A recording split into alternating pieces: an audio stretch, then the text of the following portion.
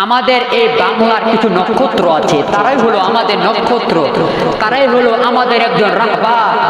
এর মধ্যে একজন হলো আল্লামা শেখুল হাদিস ইবনে শেখুল হাদিস মাওলানা মামুনুল হক দামাত বারকাতুহুম, আল্লামা মুফতি ফৈজুল করিম দামাত বারকাতুহুম, আল্লামা হাফিজুর রহমান সিদ্দিকী কুয়াকাটা দামাত বারকাতুহুম, আল্লামা ডক্টর মিজানুর রহমান আল আজহারি, তারা হলো আমাদের নক্ষত্র, তারা হলো আমাদের দ্বীনের রাহবার।